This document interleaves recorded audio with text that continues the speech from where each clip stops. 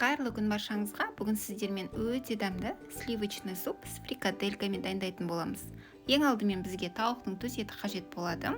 Тауықтың төс етін блендерден өткізіп аламын. Бұл жерде менде кішірек бір тауықтың төс еті.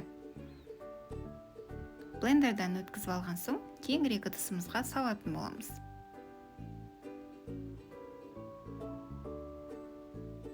Және де бір бас пияз қажет болады. Пиязды жуып аршып, жартысын фрикаделькаға қосамыз, жартысын сорпаның өзіне пайдаланатын боламыз.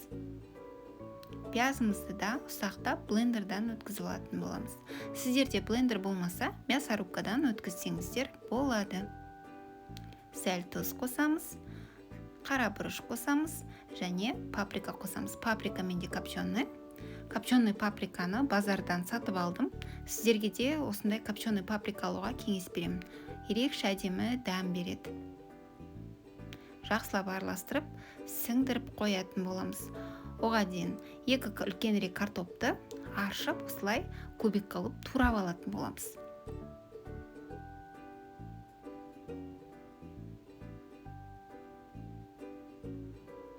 Жаңағы пиязымызды өте ұсақ қылып турап аламыз.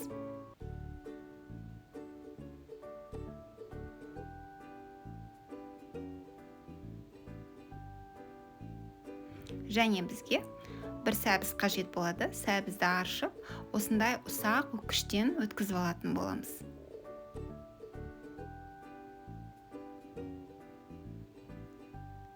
Ыдысымызға су құйып қайнатып аламыз. Қайнаған бетте бірден картопты салып пісіреміз. Сәл тұз қосамыз. Қақпағын жауып қайнатамыз. Оған дейін зажарка жасаймыз. Табамызға сәл сұйық май құйып, ең алдымен пиязымызды қуырып аламыз.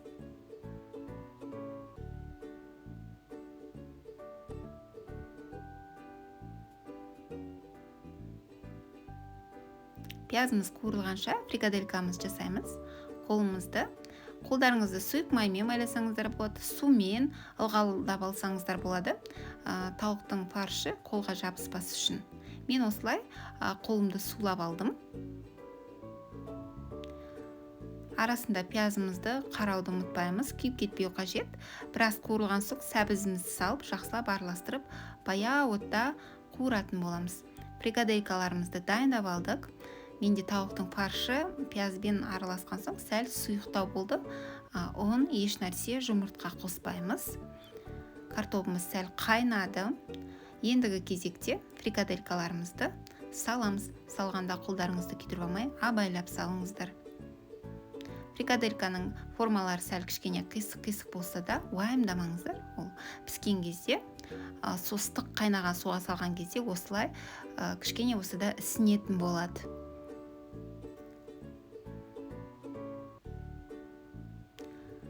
Қайнаған соң сәл көбігі шығады. Көбігін алып тастаймыз. Осылай қайнайды. Көбігін алып қайнатып алған соң зажаркамызды үстіне қосып, тағы да тауығымыз піскенше қайнататын боламыз. Яғни тауығымыз бен картопымыз пісу қажет. Бізге осындай сливочный сыр қажет болады. Мен осындай президентті пайдаландым. Бір ас қасығын салып, жақсылап араластырамыз. Міне осындай аппақ әдемі дәмді сорпа шығады. Міндетті түрде дайындап көріңіздер. Сорпаға бөлек макарон немесе спагетти қайнатып қоссаңыздар болады. Қоспасаңыздар да болады. Бұл сорпаның өзі де өте дәмді болып шығады. Мен жанұяма өте қатты ұнады. Сіздерге де ұнайтынына сенімдімін. Сорпаны мен кириешкемен ұсындым. Кириешкені духовкада дайындадым. Менің YouTube каналымда кириешкелер дайындаудың рецептісі бар. Керек болса, сол YouTube каналға өтіп көрсеңіздер болады. Қонақтарыңызға да осы сорпаны ұсынсаңыздар, міндетті түрде дәмді болып шығады. Бетіне қалауларыңызға қарай көк шөптен қоссаңыздар болады. Мен укропты сақтап турап қостым.